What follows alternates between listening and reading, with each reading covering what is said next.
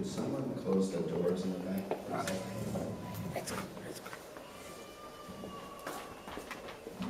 So, I'm really grateful for the prayer this morning because I always think it's amazing when prayer or song or something is related to what you're going to talk about, and you didn't even tell anybody what you're going to talk about. So, but yeah, I really felt,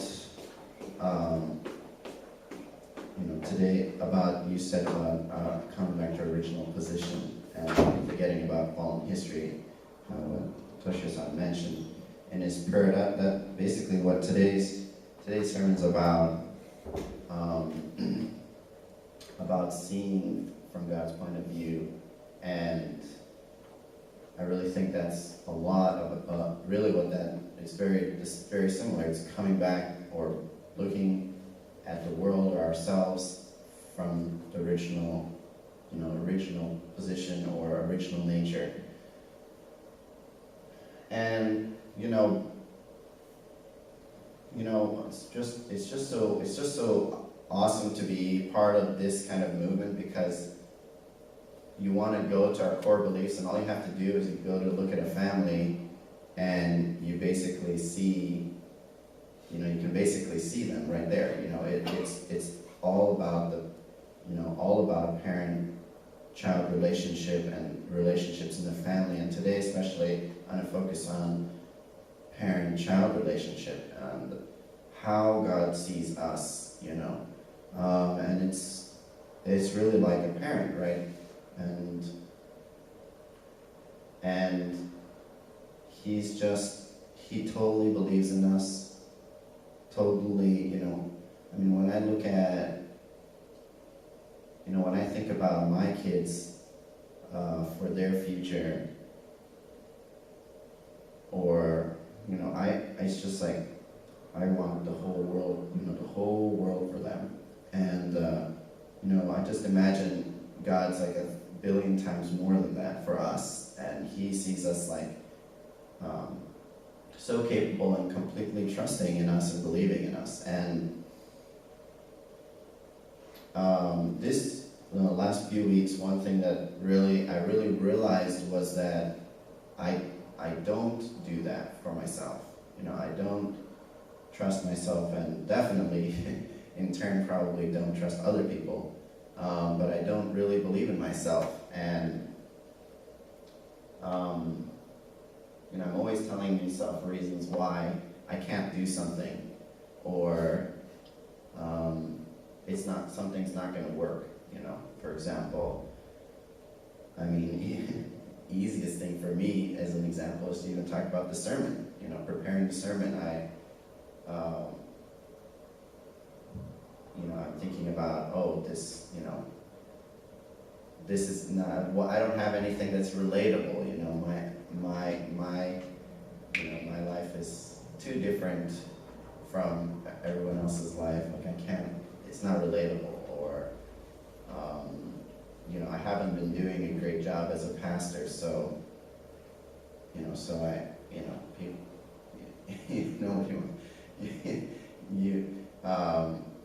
might not want to listen to me, or some things like all of these kinds of thoughts that I have, that we have, thoughts about, if I look at, I just been really seeing how much I do that to myself, about just taking me away from what I really want, what is possible for me, and for what God wants for me too. And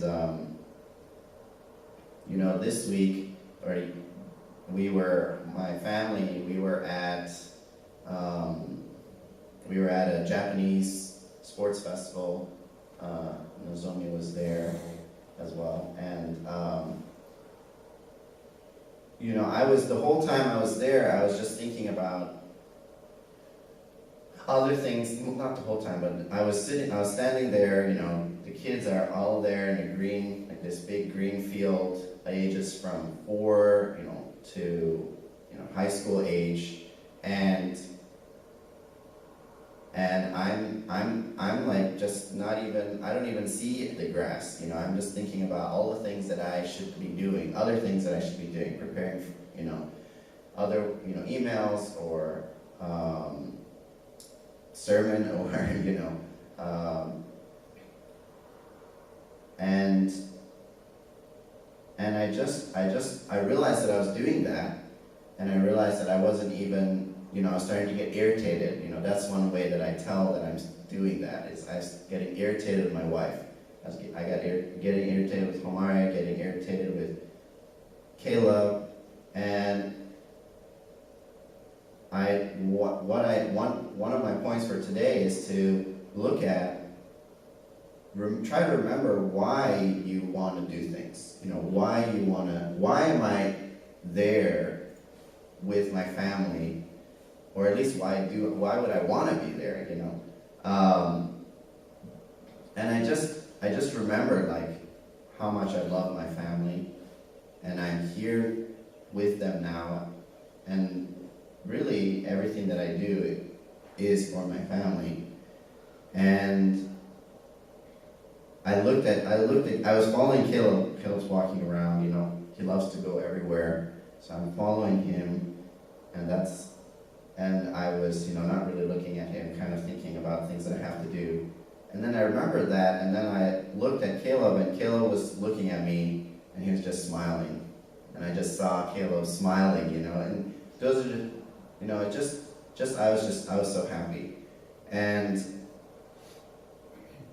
you know, I guess, so that's one of the things that I want to bring to, is one way that we can kind of take ourselves out of our, you know, thoughts and our, you know, in some ways fallen nature, is to remember and to think about, why do we want to do things? You know, why are we here on Sunday? You know, why am I going to work every day? You know, even why, you know, whatever it is for you, try to think about, you know, what's you know, possible from that, from what you're doing, what's the outcome that you'd love to see, and you know, yeah, that's really been helping me a lot. Another thing, so one thing that blocks me a lot from doing things and from going back to seeing myself from God's point of view, and being my original nature, is these thoughts, these like why I can't do things, or you know, thinking about things that I should be doing. And another thing, that's one thing. The other thing is feeling like I have to do something, and you know, for example, again, you know, my example with going to the festival with my family. You know, many times when I'm with my family, I thought I've honestly neglected them in some ways, and I feel like, oh, I have to be here. You know, you know, this is what I'm supposed to do as a father, and I forget why. You know, I just forget that I want to be with my family. You know, I want to be with my kids. Of course I do, but I'm so stuck in, oh, if I don't do this, my wife's going to get mad at me, or I'm going to be a bad father, that I forget why I want to do it. And you know, it's been really made such a big difference for me, you know, recently. That's one thing I really wanted to share. And you know, one way to look at it is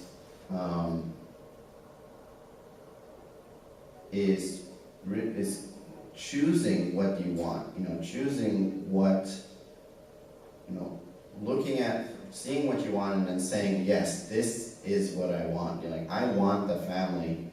I want the connection with my children, the, you know, free relationship and sharing with my wife, and and like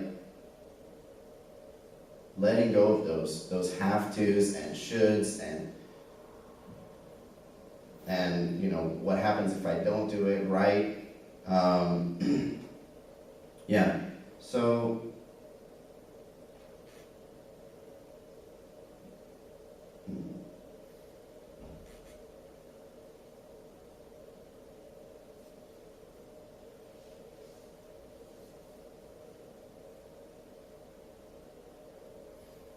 and you know, I wanted to bring up another point about how I've been I don't really know how I'm not basically how I've been able to keep going with things that I really want to do, like for example like the sermon or something like, you know, I don't know, what's something that you really want but you keep like you keep finding things that are blocking your path, you know, to move forward with that. Can somebody help me out? I've had trouble with coming up with examples. Something like Landmark, right? Sure, yeah, Landmark is an example. I wanted to achieve certain things in my time with them. Definitely, that's something I was wondering for something from your perspective. Anything that you want, but you know you haven't been able to figure out how to get it, or you've been you know, just telling yourself you can't do it. Yeah, for me, it's online class that I'm teaching. Yeah. Yeah, and you know, John, like you mentioned, you know, for me personally, the sermon, for example, or you know, it's been, you know, I'm sitting, like I said, I was sitting down last night, and I'm thinking, oh, you know, I'm not going to give a good sermon. I've started preparing so late. You know, I'm thinking about all of these reasons why I've done something wrong. And what am I not doing? I'm not preparing a sermon. You know, and so one thing that I've started to do that's really helped me is to just take one step. You know, just take one next step, and I just started, for the sermon, I just started writing, typing, whatever came to my mind, you know. Even if I was complaining about something in my head, I just wrote it down, you know, or if I had an idea, even if I thought it was a bad idea, I just wrote it down. You know, I just took some steps, some action, and, you know, kept trying, and yeah, so I really, you know, it really, for me, it really correlates to taking that 5% portion of responsibility, you know, taking the initiative. You know, God wants everything for me. He wants me to give the inspiring and touching and moving sermon, not just for me, but for everybody. But you know, if I don't take if I'm just thinking I can't do it, or if I'm not taking some steps, even if they're bad steps, you know, but anything actually allows God to work in our life, you know, and you know, like John said, I had the same experience with Landmark. I had the same experience at, you know, work. I've had the same experience all over the place, and you know, just kept taking some next step. And yeah, so basically my main 2 points are, one is to remember, or not 2 points, one is to remember that, basically to let go of the thoughts that we have that are like, you know, basically I guess negative thoughts about what we're doing, or ourselves, or other people, and thinking about, and switching that into thinking about why we want to do something. What's the outcome that we're looking for, you know? And, you know, like I said, for my family, it's like, well, I didn't say, I don't know if I did say, but for my family, it's having this, you know, connected family that inspires other families, that other families want to have that kind of love that they see in our family, and that can spread, who knows, you know, all over, you know, anywhere. And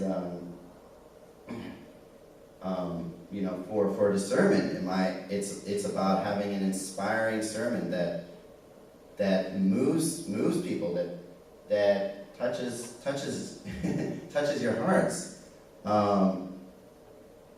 and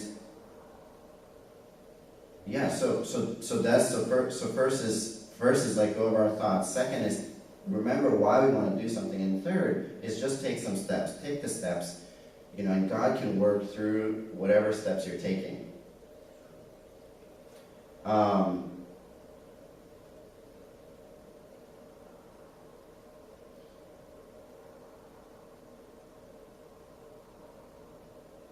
And that's it.